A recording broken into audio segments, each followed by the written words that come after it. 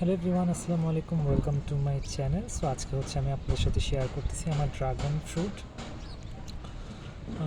এটা হচ্ছে এই যে আমার ড্রাগন ফ্রুট। এটা হচ্ছে অলমোস্ট ছোট, খুবই ছোট এটা।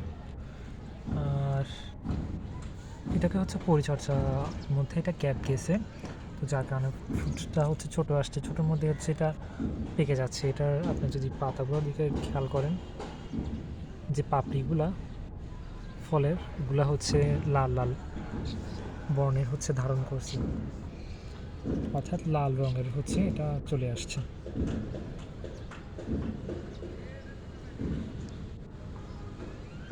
তো আশা করি খুব শীঘ্রই এটা পাকবে। সো আমাদের আজকে ভিডিওটা এই পর্যন্ত। Thank you very much. আসসালামু আলাইকুম, আল্লাহ হাফেজ।